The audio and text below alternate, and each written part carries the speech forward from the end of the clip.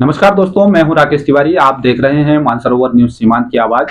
आज धारचूला का चुनावी माहौल क्या है, इसी कार्यक्रम के तहत हमारे बीच में खास मेहमान हैं राष्ट्रीय कांग्रेस पार्टी के अधिकृत प्रत्याशी श्रीमती शशि थापा जी। आपके पति हैं श्रीमान भूपेंद्र थापा जी, व्यापार मंडल के अध्यक्ष हैं, गोरखा समुदाय के अध्यक्ष हैं और राष्ट्रीय कांग्रेस पार्टी के ब्लॉक अध्यक्ष हैं।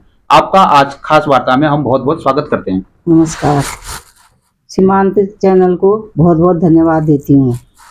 आज आपको राष्ट्रीय कांग्रेस पार्टी ने आपको अधिकृत प्रत्याशी बनाया है, इस पर आप क्या कहना चाहती हैं? मैं राष्ट्रीय कांग्रेस पार्टी को एवं हमारे क्षेत्र के माननीय विधायक जी का और सभी सम्मानित व्यक्तियों का आभार व्यक्त करती हूँ। धारचूला नगर में आप अभी अध्यक्ष की प्रत्याशी हैं। आप चेयरमैन यदि बनती हैं तो आपकी क्या प्राथमिकता रहेंगी, इस बारे में कुछ बताइए।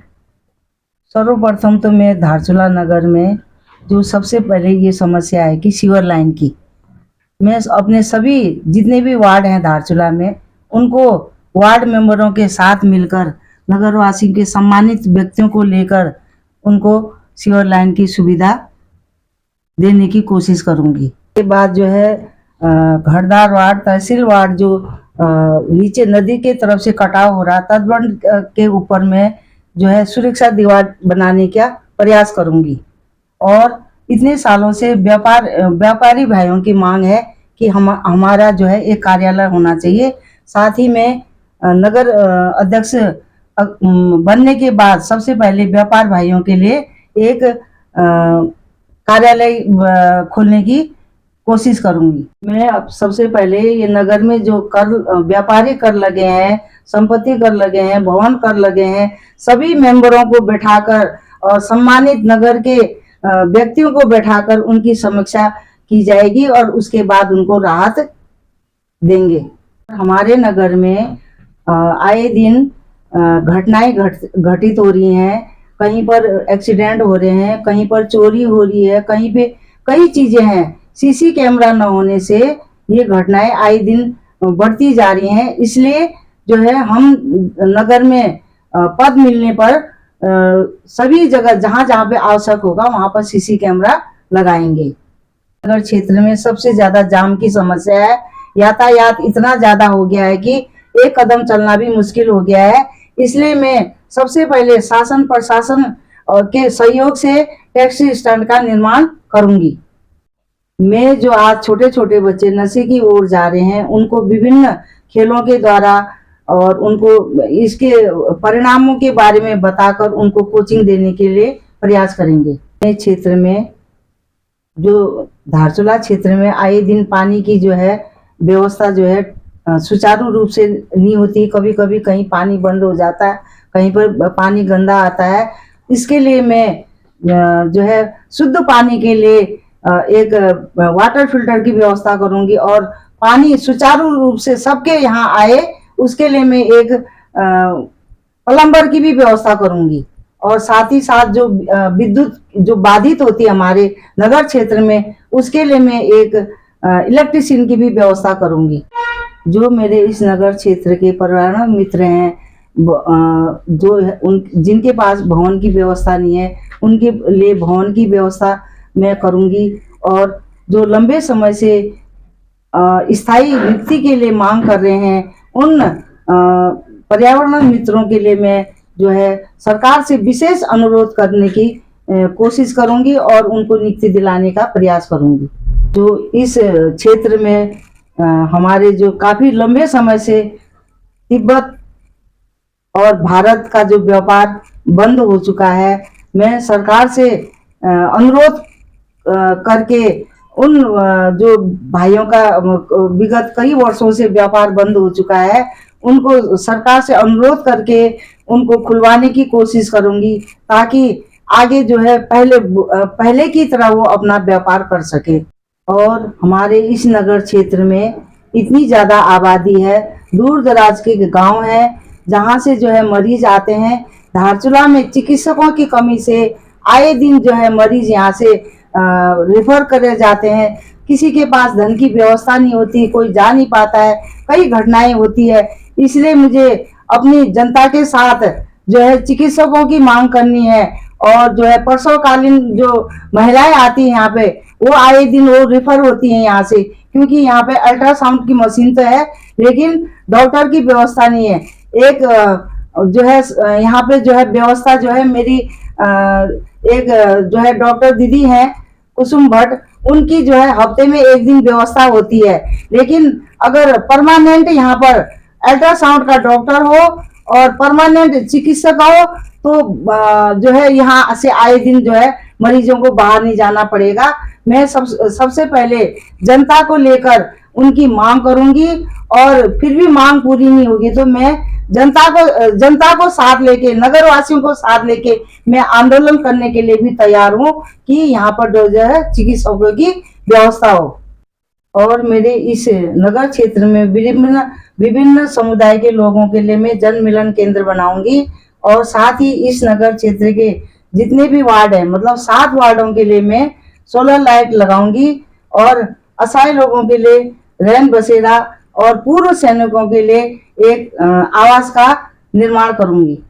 कई सालों से जो है ये धारचूला संवेदनशील है, आए दिन यहाँ आपदा आती है और इस आपदा से निपटने के लिए मैं एक राहत कोष खोलूंगी जिसमें जरूरतमंद लोगों की सहायता की जाएगी। इस नगर क्षेत्र में जो है पर्यटन स्थल होने के साथ साथ दूर दराज से महिलाएं आती हैं, नगर की महिलाएं आती हैं और भारत नेपाल जो है व्यापार चलता है, वहां से भी महिलाएं आती हैं।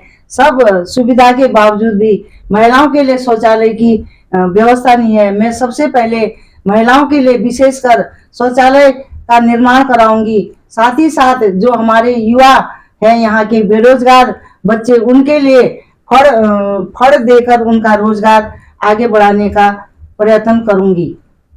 और इस क्षेत्र के जो है ये मीट जो विक्रेता भाई हैं उनको गली में शिफ्ट तो कर दिया गया है, लेकिन उनको बहुत ज़्यादा परेशानी हो रही है।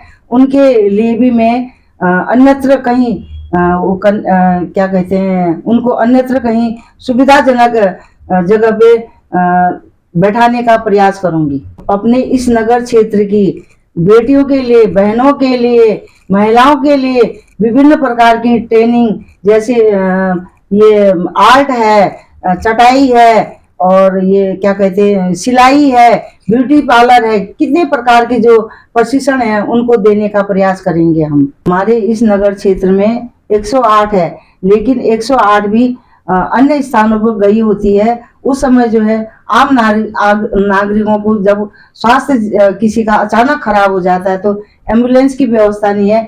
मैं नगर क्षेत्र में 24 घंटे के लिए एम्बुलेंस की व्यवस्था करूंगी। इस नगर क्षेत्र में फिर से आवारा गाय बैल आने लग गए हैं, जिसे आए दिन बच्चों को चोट पहुंचती है, नागरिकों को मारने जाते हैं। उसके लिए मैं गौशाला बनाऊंगी और उनके चारे की भी व्यवस्था करूंगी। और जो ये बंदरों से बहुत ज़्यादा धारचूला में लोग परेशान हैं, वन विभाग से कह के उसका भी निराकरण करने का प्रयास करेंगे हम। विगत कई वर्षों से जो है धारचूला में शिवरात्रि का मेला भव्य रूप में मनाया जाता है। इसको और भव्य बनाने के लिए नगर पालिका अपना सहयोग देंगी और साथ ही साथ इस मेले के साथ धारचूला महोत्सव मनाएंगे हम, जिसमें सभी व्यापारी भाई जनता सहयोग देगी। आपने अपनी प्राथमिकताएं तो बता दी हैं कि कांग्रेस पार्टी अगर जीतेगी तो आप क्या क्या नगर में करेंगी, लेकिन आम चर्चा है पूरे बाजार में और ये इतिहास भी रहा है कि ग्वालगांव नगर पालिका के अंतर्गत ग्वालगांव एक ऐसा महत्वपूर्ण वार्ड है जहां से प्रत्याशी की विजय होती है और वो पालिका की कुर्सी में भी बैठता है।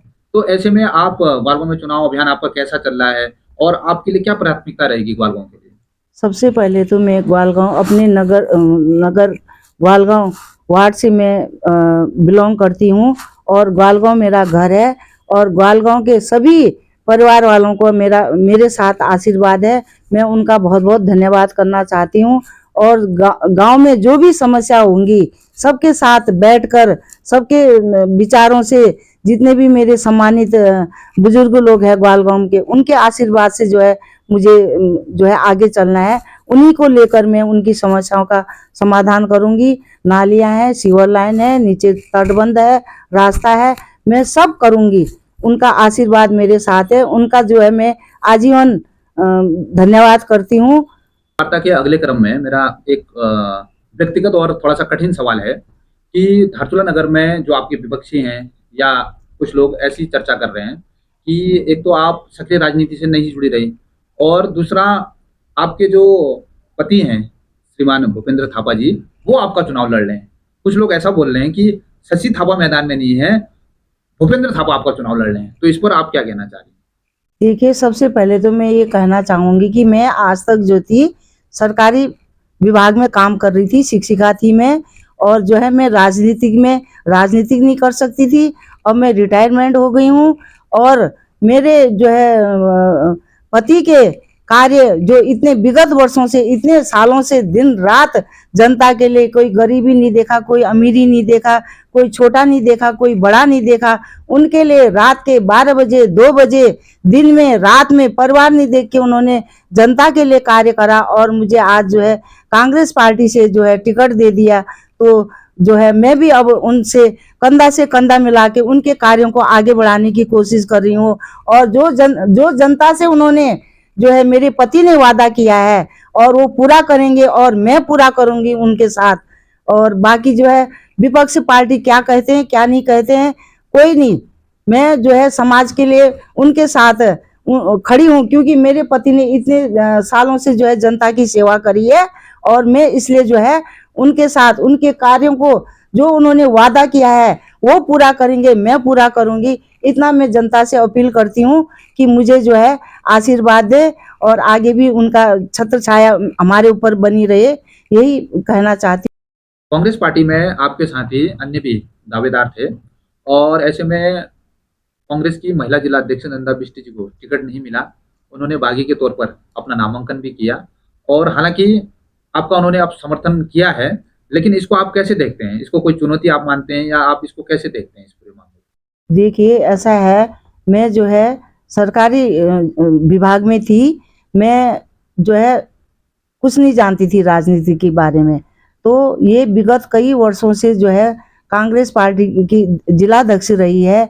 इनका नाराज होना स्वाभाविक है और उनका एक वो भी है कि भाई वो नाराज हुई, लेकिन सभी लोगों ने मिलके उनसे सहयोग लिया, उनसे वार्ता करी। और जो है मैं इसलिए वार्ता नहीं करने गई क्योंकि मैं जो है मेरी बेटी थी, वो उसने बचपन से मेरे गोद में खेला है।